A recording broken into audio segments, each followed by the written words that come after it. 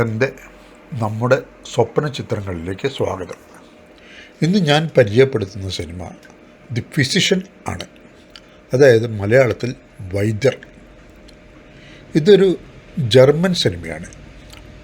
2013 English സംസാരിക്കുന്ന ഈ സിനിമയുടെ റിലീസ്. നമ്മുടെ അലോപ്പതി ചികിത്സ എന്ന പേരിൽ അറിയപ്പെടുന്ന മോഡേൺ മെഡിസിൻ അതിൻ്റെ ആദ്യകാലത്ത് ഒരുപാട് പ്രശ്നങ്ങളിലൂടെയാണ് കടന്നുപോയത്. അതിൽ ഒന്നാണ് ഈ സിനിമ ചർച്ച ചെയ്യുന്നത്. നിങ്ങളുടെ ആത്മാർത്ഥമായ സഹകരണം കൊണ്ട് മാത്രമേ ഈ ചാനൽ വളരൂ. മലയാളത്തിൽ ഇങ്ങനെയുള്ള ചാനലുകൾ ഇല്ല എന്ന് തന്നെ പറയാം. അതുകൊണ്ട് സിനിമ കണ്ടു കഴിഞ്ഞാൽ ഒരു ലൈക്ക് നൽകുക. സിനിമയെക്കുറിച്ച്, അവതരണത്തെക്കുറിച്ച് ഒരു വാചകം എഴുതുക. ഈ ചാനൽ സബ്സ്ക്രൈബ് ചെയ്തിട്ടില്ലെങ്കിൽ അത് ചെയ്യുക. നിങ്ങളുടെ സുഹൃത്തുക്കൾക്ക് ഈ ചാനലിൻ്റെ ലിങ്ക് ഷെയർ ചെയ്യുക. ഇനി സിനിമയിലേക്ക് പോകാം. കാലം 1021 AD. അന്ന് ലണ്ടനിൽ ഡോക്ടർമാരോ ആശുപത്രികളോ ഇല്ല. ഉള്ളത് ബാർബർമാർ ആണ്. അതെ, ബാർബർമാർ തന്നെ.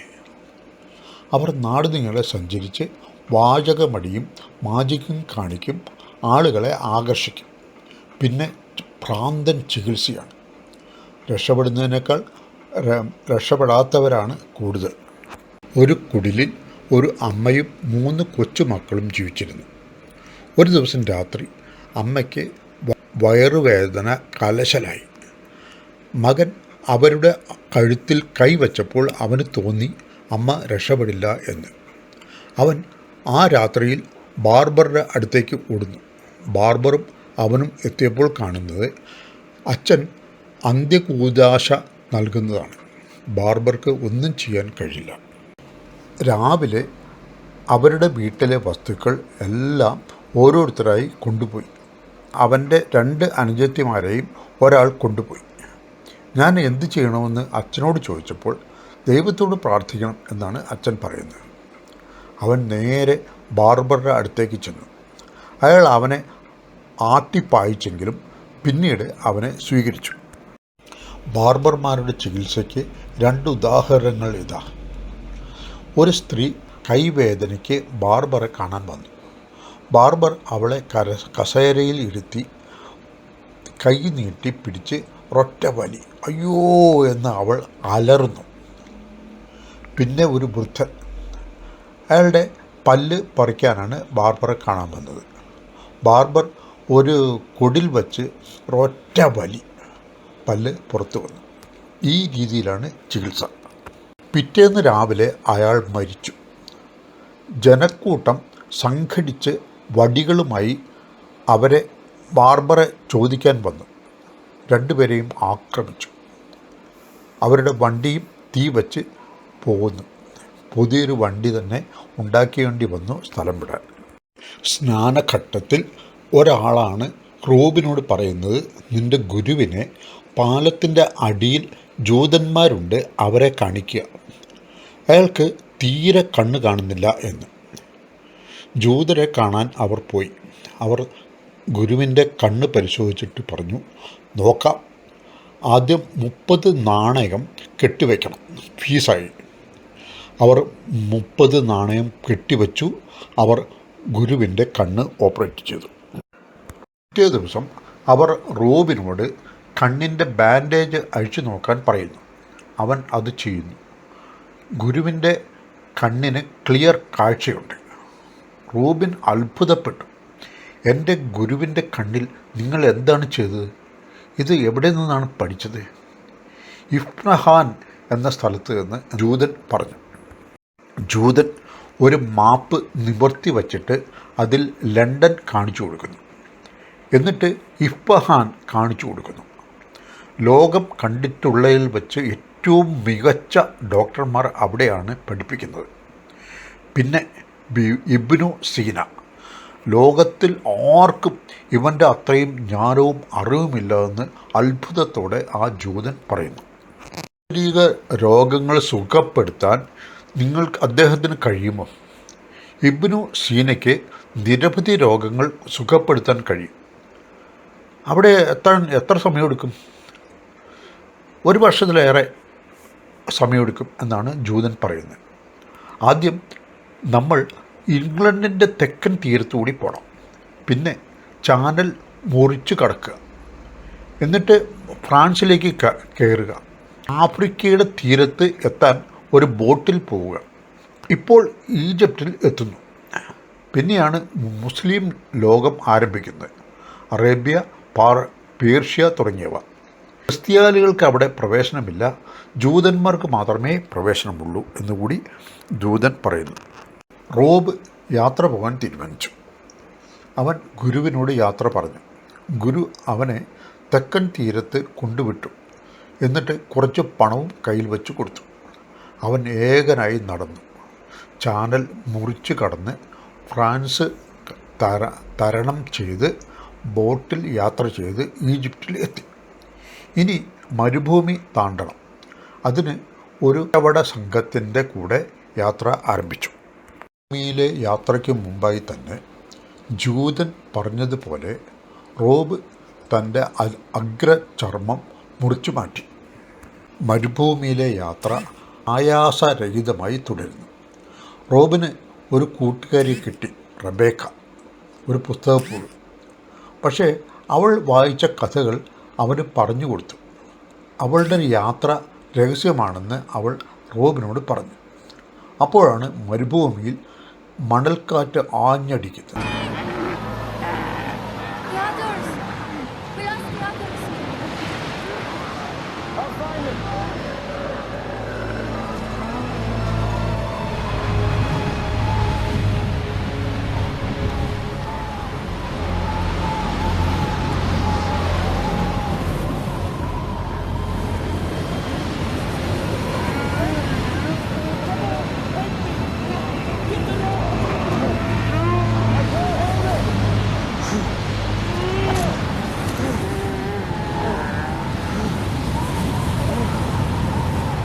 ആ സംഘം ചിതറിപ്പോയി.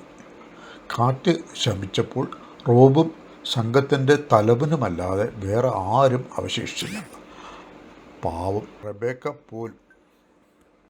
റോബ് മാത്രമേ രക്ഷപ്പെട്ട് നഗരത്തിൽ എത്തിയിട്ടുള്ളൂ. അവന് ഭക്ഷണവും വെള്ളവും കൊടുത്ത് നഗരം അന്ന് രാത്രി സംരക്ഷിച്ചു. പിറ്റേന്ന് അവൻ ഇബ്നു സീനയുടെ ഓഫീസിൽ ചെല്ലുന്നു പഠിക്കാനായി. പക്ഷെ കാര്യങ്ങൾ കൈകാര്യം ചെയ്യുന്ന ആൾ റെക്കമെൻഡേഷൻ ലെറ്ററോ പണമോ കൊണ്ടുവന്നിട്ടുണ്ടോ എന്ന് ചോദിക്കുന്നു. ഇല്ല എന്ന് പറഞ്ഞ റോബിനെ അയാൾ അടിച്ച് പുറത്താക്കി.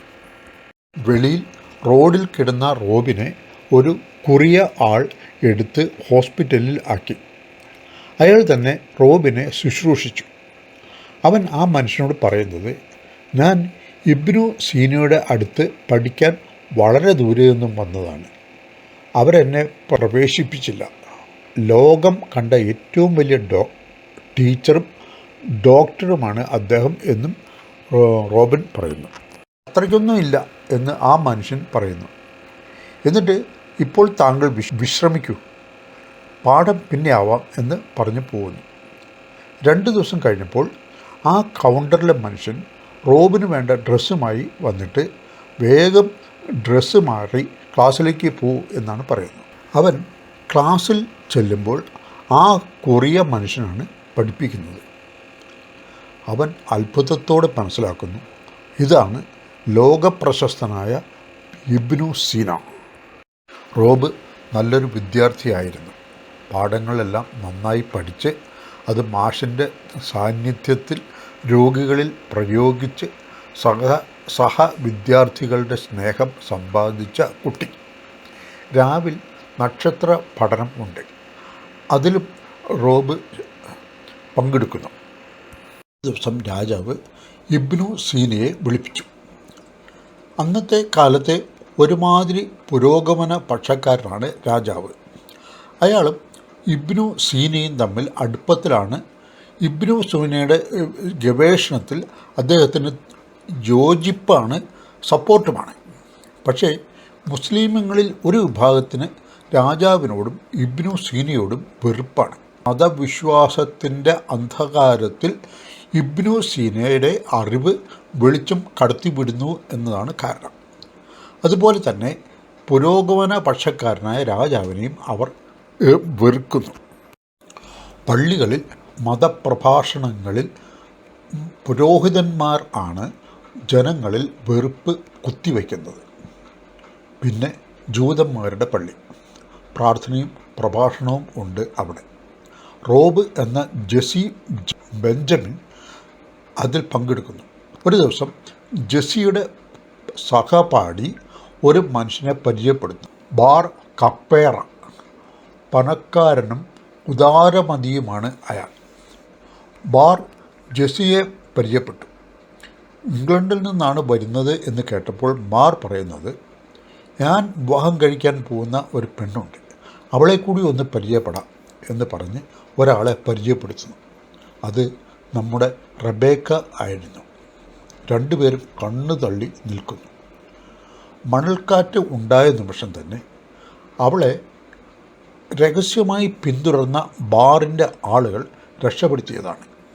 വിവാഹ ദിവസം റബേക്ക പറയുന്നത്, അന്ന് ഞാൻ പറഞ്ഞ രഹസ്യം ഇതാ ഈ വൃദ്ധനാണ് എന്ന് ബാർ കപ്പയറയെ ചൂണ്ടി പറയുന്നു. ഒരു ദിവസം രാജാവ് ഇവരെ വിളിപ്പിക്കുന്നു. ചെന്ന് നോക്കുമ്പോൾ ഒരു പട്ടാളക്കാരനെ തല കൊയ്ത് ഇട്ടിരിക്കുന്നു. ഇത് ഒരു സെൽജ് പട്ടാളക്കാരനാണ്. അവരെന്തോ ഒരു സന്ദേശവുമായി വന്നതാണ് എൻ്റെ അടുത്ത്. ഞാൻ അവൻ്റെ തലയങ്ങ് കൊയ്തു. അതിൻ്റെ ഇടയിൽ എൻ്റെ കൈക്കൊരു വേദന. ഇബ്നു സീന ആ കയ്യിൽ മരുന്നിട്ടു. രാജാവ് ഓർഡറിടുന്നത് ഇവൻ്റെ തല ഒരു പെട്ടിയിലാക്കി ആ നേതാവിന് തന്നെ കൊടുത്തേക്ക് എന്നാണ്. രാജാവിനെ എതിർക്കുന്ന ഒരു വിഭാഗമാണ് സെൽജുകൾ. അവർ മലമുകളിൽ താമസിച്ച് രാജാവിനെതിരെ ഒളിയുദ്ധമാണ് നടത്തുന്നത്. ആ പട്ടാളക്കാരൻ്റെ തല ഒരു പെട്ടിയിൽ ആക്കി സെൽജുകളുടെ നേതാവിന് കൊടുത്തുവിട്ടു. ആ പെട്ടി തുറന്നു നോക്കി കണ്ണൊന്ന് ചിമ്മാതെ സെൽജുകളുടെ നേതാവ് പറഞ്ഞു, എൻ്റെ മോൻ വീരസ്വർഗം പ്രാപിച്ചു എന്ന്. എന്നിട്ട് കത്തി ഊരി ആ പെട്ടിയുമായി വന്നവനെ ഒരൊറ്റ കുത്തിന് കൊന്നു. അതുകൊണ്ട് കഴിഞ്ഞില്ല. ആ ബ്ലാക്ക് പനി, അതായത് പ്ലേഗ് ബാധിച്ചവനെ രാജാവിൻ്റെ നഗരത്തിലേക്ക് പറഞ്ഞു വിടുക. നഗരത്തിൽ ഏറ്റവും തിരക്കുള്ള സമയം. ആ പ്ലേഗ് രോഗി ആ നഗരത്തിലെ പരമാവധി ആളുകളുടെയും ശരീരത്തിൽ മുട്ടിക്കൊണ്ട് നഗര ഹൃദയത്തിലേക്ക് വന്ന് വീഴുന്നു. അവൻ്റെ ഡ്രസ്സ് അഴിച്ചു നോക്കിയ ആളുകൾ അന്തം വിട്ടു. അവൻ്റെ ശരീരം മുഴുവൻ വ്രണം ആയിരുന്നു. തൻ്റെ പാഠശാലയിൽ പഠിപ്പിച്ചുകൊണ്ടിരുന്ന ഇബ്നു സീനയെ വിവരം അറിയിക്കുന്നു. ഇബ്നു സീനയും ജെസ്സിയും രാജാവിനെ കാണുന്നു. അദ്ദേഹം ഇബ്നു സീനയുടെ വേവലാതി പുച്ഛിച്ചു തള്ളുന്നു. എൻ്റെ അച്ഛൻ്റെ കാലത്ത് പോലും ഇവിടെ പ്ലേഗ് വന്നിട്ടില്ല എന്നാണ് പറയുന്നത്. അദ്ദേഹം അവരോട് പോവാൻ പറയുന്നു. പക്ഷേ നമ്മുടെ ജെസ്സി രാജാവിനോട് പറയുന്നത്, പ്ലേഗ് സാധാരണക്കാരിലും പണക്കാരിലും വരാം, അറിവുള്ളവരുടെയും ഇല്ലാത്തവരുടെയും ഇടയിലും വരാം. അതിന് രാജാവ് മറുപടി പറയുന്നത്, നീ എന്താ എന്നെ ഭീഷണിപ്പെടുത്തുകയാണോ? അതിന് ജെസ്സി പറയുന്നത്, ഇതൊരു കരാറാണ്, ഭീഷണിയല്ല എന്നാണ്. ഇബ്നു സീന തൻ്റെ പാഠശാല മുഴുവൻ ആശുപത്രിയാക്കി മാറ്റി. റൂമുകൾ മുഴുവൻ കട്ടിലും മെത്തയും ഇട്ടു. ഈ സമയത്താണ് സേനാനായകൻ കടന്നു വന്ന് സീനയോട് പറയുന്നത്, രാജാവിൻ്റെ ഓർഡറുണ്ട്, അദ്ദേഹം വേട്ടയ്ക്ക് പോവുകയാണ്, നിങ്ങൾ രണ്ടുപേരും അദ്ദേഹത്തെ അനുഗമിക്കാൻ പറയുന്നു. രണ്ടുപേരും വരുന്നില്ല എന്ന് സീന ചൂടായിട്ട് പറയുന്നു. ശരി, ഞാനത് രാജാവിനെ അറിയിക്കാം എന്ന് പറഞ്ഞ് അദ്ദേഹം പോകുന്നു. അപ്പോൾ സീന പഠിതാക്കളോട് പറയുന്നത്, ഇത് വലിയൊരു ചികിത്സയാണ്, ഒരുപാട് പേർ മരിക്കാം, അത് ഞാനോ നിങ്ങളോ ആവാം. രാജാവിൻ്റെ ഭാഗത്തു നിന്നും ഉള്ളത് കണ്ടല്ലോ. ധൈര്യമില്ലാത്തവർക്ക് പെട്ടെന്ന് പോകാം, ആരും നിങ്ങളെ തടയില്ല. പക്ഷെ ആരും പോകുന്നില്ല. രോഗികൾ വരാൻ തുടങ്ങി. അവർക്ക് കൈകാര്യം ചെയ്യാൻ പറ്റാത്ത അത്രയും രോഗികൾ ആണ് വന്നത്. ഇതിനിടയിൽ രാജാവ് നഗരം അടച്ചു. അതോടെ നഗരവാസികൾക്ക് രക്ഷപ്പെടാനുള്ള പഴുതും അടച്ചു. ഈ തിരക്കിനിടയിൽ നമ്മുടെ റബേക്കയുടെ ഭർത്താവ് ബാർ കപ്പാറ കൈക്കൂലി കൊടുത്ത് നഗരം വിട്ടുപോയി. പക്ഷേ റബേക്ക പനിയായി ഒരു ചെറിയ കുളത്തിലെ വെള്ളത്തിൽ തണുപ്പത്ത് കിടക്കുന്നത് ജെസ്സി കണ്ടെത്തി അവളെ പാഠശാലയിലേക്ക് കൊണ്ടുവന്നു. ജെസ്സി ഒരു സംശയം പറഞ്ഞു. നമുക്ക് ആ വ്രണങ്ങൾ നീക്കം ചെയ്തുകൂടെ? ആ വ്രണത്തിൻ്റെ വേരുകൾ വളരെ ആഴമുള്ളതാണ് എന്ന് സീന. ആരാണത് പറഞ്ഞത് എന്ന് ജെസ്സി. ഹിപ്പോക്രാറ്റസ് തന്നെയാണ് ഒരു മരത്തിൻ്റെ വേരുകളുമായി ഇതിനെ താരതമ്യം ചെയ്തത് എന്ന് സീന. പക്ഷേ അയാളത് സ്വന്തം കണ്ണുകൊണ്ട് കണ്ടതാണോ എന്ന് ജെസ്സി. നീ ഹിപ്പോക്രാറ്റിനെ ചോദ്യം ചെയ്യാൻ മാത്രം വളർന്നോ എന്ന് സീന. എല്ലാത്തിനെയും ചോദ്യം ചെയ്യാൻ നിങ്ങളാണ് എന്നെ പഠിപ്പിച്ചതെന്ന് ജെസ്സി. എങ്കിലും ഒരു പട്ടിയുടെ ജഡത്തിൽ ഓപ്പറേറ്റ് ചെയ്യാൻ സീന ജെസ്സിയെ അനുവദിച്ചു. അവനത് കൃത്യമായി ചെയ്യുകയും ചെയ്തു. നമുക്ക് ഇഷ്ടംപോലെ ശവങ്ങളുണ്ട് എന്ന് ജെസ്സി. അള്ളാഹു അത് നിഷിദ്ധമാക്കിയിരിക്കുന്നു, യഹോവയെയും യേശുക്രിസ്തുവിനെയും പോലെ എന്ന് സീന. ആളുകൾ മരിക്കുന്നു, നമുക്കിത് നോക്കി നിൽക്കാൻ കഴിയുമോ എന്ന് ജെസ്സി. ഇതിനിടയിൽ ജെസ്സി കണ്ടെത്തി മരിച്ചവരുടെ ശരീരത്തിൽ നിന്നും ചെള്ളുകൾ ഇറങ്ങിപ്പോകുന്നു. മരിച്ചവരുടെ ശരീരത്തിൻ്റെ തണുപ്പിൽ നിന്നും ചെള്ളുകൾ ഇറങ്ങി ജീവനുള്ളവരുടെ ശരീരത്തിലേക്ക് കയറുന്നു. മരിച്ചവരെ പെട്ടെന്ന് തന്നെ മറവ് ചെയ്ത് ആ പ്രശ്നം പരിഹരിച്ചു. പിന്നൊന്ന് ഈച്ചകൾ ആണ്. എലികളുടെ ശരീരത്തിൽ നിന്നും മനുഷ്യരുടെ ശരീരത്തിലേക്ക് കയറുന്നു. അന്ന് ഇത്രയൊക്കെ ശാസ്ത്രമുണ്ടായിരുന്നുള്ളൂ എന്നുകൂടി ഓർക്കണേ. ഏതായാലും ഇത്തരം പ്രവൃത്തികൾ കൊണ്ട് രോഗം പടി കടന്നു. ജനജീവിതം സാധാരണ ലെവലിൽ ആയി. സുഖം ഭേദമായിട്ടും റബേക്ക വീട്ടിൽ പോകുന്നില്ല. അവൾ അങ്ങനെ ജെസ്സിയെ ചുറ്റിപ്പറ്റി നിൽക്കുകയാണ്. അവസാനം അവൾ അവനോട് തുറന്ന് പറയുന്നു. ഒരു ആലിംഗനം ആയിരുന്നു ഫലം. പ്ലേഗിനെ ഭീരമായി നേരിട്ട പോരാളികൾക്ക് രാജാവ് ഒരു പാർട്ടി നടത്തി. വൈനും നൃത്തവും സുലഭമായി ഒഴുകിയ പാർട്ടിയായിരുന്നു അത്. പാഠശാലയിലെ ആശുപത്രിയിൽ ഒരു വൃദ്ധനെ അഡ്മിറ്റ് ചെയ്തു. അയാൾ ജെസ്സിയോട് പറയുന്നത്, ഞാൻ മരിച്ചാൽ എൻ്റെ ബോഡി മറവ് ചെയ്യരുത് എന്നാണ്. എൻ്റെ ശവം എടുത്തോ, പക്ഷികൾക്ക് വേണ്ടി വിട്ടേക്ക്. നിന്നെ ദഹിപ്പിക്കാനോ കുഴിച്ചു മൂടാനോ ആഗ്രഹിക്കുന്നില്ലേ എന്ന് ജെസ്സി. ഞങ്ങൾ സൗരാഷ്ട്രക്കാർ ഞങ്ങളുടെ ശരീരം കഴുകന്മാർക്ക് വിട്ടുകൊടുക്കുന്നു. അവ നമ്മുടെ ആത്മാവിനെ ഭൗതിക വസ്തുക്കളിൽ നിന്നും ശുദ്ധീകരിക്കുന്നു എന്ന് വൃദ്ധൻ. അപ്പോൾ പിന്നെ പുനരുദ്ധാരണത്തിൻ്റെ കാര്യമോ എന്ന് ജെസ്സി. മുസ്ലിമുകൾ, ജൂതന്മാർ, ക്രിസ്ത്യാനികൾ ഇവരൊക്കെയാണ് ആത്മാക്കളുടെ അമർത്തതയിൽ വിശ്വസിക്കുന്നത് എന്ന് വൃദ്ധൻ. അപ്പോൾ നിങ്ങൾക്ക് നിങ്ങളുടെ ശരീരത്തെക്കുറിച്ച് ഒരു ശ്രദ്ധയുമില്ലേ എന്ന് ജെസ്സി ചോദിച്ചപ്പോൾ വൃദ്ധൻ പറയുന്നത്, ദൈവം എന്തിനാണ് വാസസ്ഥലത്തെക്കുറിച്ച് കരുതുന്നത്? ആ വൃദ്ധൻ ജെസ്സിയുടെ കയ്യിൽ കൈവച്ചുകൊണ്ട് മരിച്ചു. രാത്രി നിലവറയിൽ ആ ബോഡി തുറന്നു നോക്കാൻ ആരും അറിയാതെ ജെസ്സി തീരുമാനിച്ചു. അതിനനുസരിച്ച് ബോഡി ഓപ്പൺ ചെയ്ത് കാര്യങ്ങൾ പഠിക്കുകയും വേണ്ട കുറിപ്പുകളും വരകളും ഉണ്ടാക്കുകയും ചെയ്യുന്നു ജെസ്സി. പള്ളിയിൽ പുരോഹിതൻ നുണ പറഞ്ഞ് ആളുകളെ ഇളക്കുന്നു. ഈ രോഗം ഉണ്ടാവുന്നതിൻ്റെ കാരണം മനസ്സിലായോ? പാഠശാലയിൽ വെറുപ്പും വിദ്വേഷവും ദൈവനിരാശവും മതവിശ്വാസത്തെ തള്ളിപ്പറയുകയും ചെയ്യുന്നതിന് ദൈവം തന്ന ശിക്ഷയാണ് ഈ രോഗം എന്ന് പറഞ്ഞ് വിശ്വാസികളെ ഇളക്കുന്നു. അവർ ഒരു കലാപത്തിന് തയ്യാറാവുന്നു. പുരോഹിതൻ സെൽജുകളുടെ നേതാവിൻ്റെ അടുത്തേക്ക് ചെന്ന് സഹായം ചോദിക്കുന്നു. അയാളും റെഡിയാണ്. അയാൾ പറയുന്നത് ഇന്നേക്ക് 10-ാം നാൾ എൻ്റെ പട്ടാളം അവിടേക്ക് വരും എന്നാണ്. റബേക്കയുടെ അനാരോഗ്യത്തിന് പരിഹാരം കാണാൻ അവളുടെ ഭർത്താവ് ജെസ്സിയുടെ സുഹൃത്ത് ഡോക്ടറെ വിളിച്ച് പരിശോധിക്കുന്നു. അവസാനം പരിശോധന കഴിഞ്ഞ് അയാൾ റബേക്കയോട് ചോദിക്കുന്നത് നിൻ്റെ ഭർത്താവിനെ അനുമോദിക്കട്ടെ എന്നാണ്. പക്ഷെ അവൾ പറയുന്നത് ഇത് വേറൊരാളാണ്.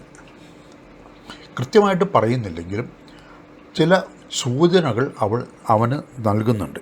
പാഠശാലയിൽ ജെസ്സി ആ മനുഷ്യൻ്റെ ജഡം പഠിച്ചു കഴിഞ്ഞില്ല. അയാൾ പിറ്റേ ദിവസവും പഠനത്തിൽ മുഴുകി. ഹൃദയമാണ് അന്നത്തെ പഠനം.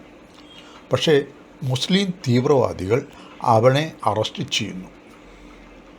ഇതേസമയം വീട്ടിൽ നിന്നും ജെസ്സിയുടെ അടുത്തേക്ക് പോകാനായി ഇറങ്ങിയ റബേക്ക ജസ്റ്റിനെ അറസ്റ്റ് ചെയ്ത് കൊണ്ടുപോകുന്നതാണ് കാണുന്നത്.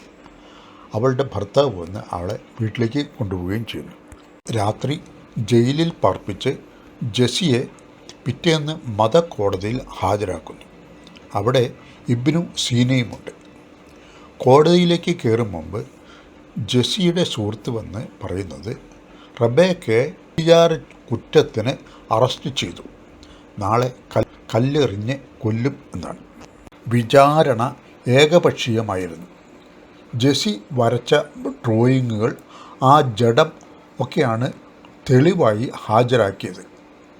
ഇവരുടെ വാദങ്ങൾ ഒന്നും കേൾക്കാൻ ആരുമില്ല. അങ്ങനെ ജെസ്സിയെയും സീനയെയും വധശിക്ഷയ്ക്ക് വിധിച്ച് ജയിലിൽ അടച്ചു. ജയിലിൽ സീന ജെസ്സിയെ ഗുണദോഷിക്കുന്നു. നിൻ്റെ തിരക്കാണ് ഇതിനൊക്കെ കാരണം എന്ന് പറയുന്നു. എന്നിട്ട് സീന ചോദിക്കുന്നത് എന്താണ് നീ കണ്ടത്? മനോഹരം എന്ന് ഒറ്റ വാക്കിൽ ജെസ്സി പറയുന്നു. ഹൃദയത്തിന് 2 അറകൾ ആണ് ഉള്ളത്. ഒന്നിൽ നിന്ന് മറ്റൊന്നിലേക്ക് രക്തം ഒഴുകും എന്നാണ് ജെസ്സി പറയുന്നത്. അപ്പോൾ നമ്മൾ രക്തചംക്രമണത്തെക്കുറിച്ചുള്ള അറിവ് തെറ്റായിരുന്നു അല്ലേ എന്ന് സീന.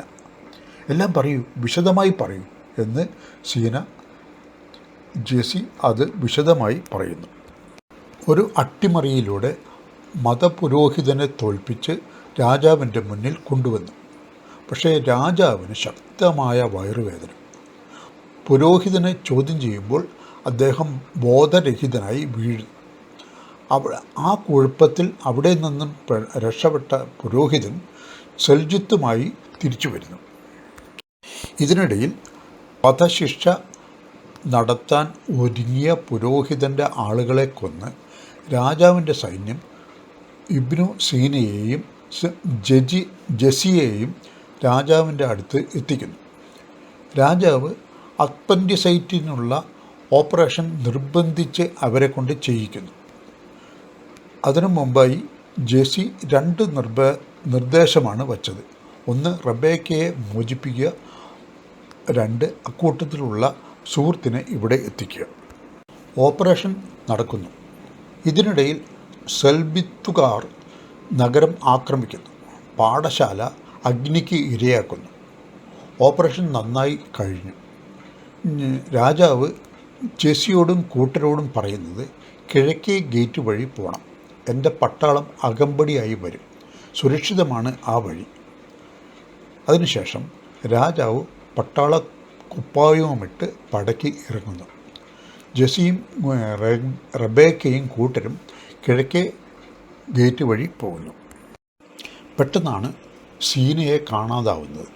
ആരോ പറഞ്ഞു അദ്ദേഹം പാഠശാലയിലേക്ക് പോയി എന്ന്. ജെസ്സി പെട്ടെന്ന് അവിടെ ചെല്ലുമ്പോൾ തീയുടെ നടുവിൽ ഒരു ഉയർന്ന സീറ്റിൽ അദ്ദേഹം ഇരിക്കുന്നു. കയ്യിൽ പകുതിയായ വിഷക്കുപ്പി. ഓടിയെത്തിയ ജെസ്സിയോട് ഇനി നീയാണ് എൻ്റെ തെറ്റുകൾ തിരുത്തേണ്ടത് എന്ന് അദ്ദേഹം പറയുന്നു. എന്നിട്ട് അദ്ദേഹത്തിൻ്റെ എല്ലാ വൈദ്യശാസ്ത്ര പുസ്തകങ്ങളും ജെസ്സിക്ക് കൊടുത്തു. എന്നിട്ട് പോവാൻ പറയുന്നു. ജെസ്സി എന്ന റോബ് കോൾ റബേക്കയോടൊപ്പം കുതിരപ്പുറത്ത് പോകുമ്പോൾ സിനിമ ഇവിടെ അവസാനിക്കുന്നു. 2 മണിക്കൂറും 35 മിനിറ്റുമാണ് ഈ ചിത്രത്തിനുള്ളത്. അത് കഥയായി പറയുമ്പോൾ 25 മിനിറ്റിലധികം വന്നു എന്നത് ക്ഷമിക്കുകയാണ്.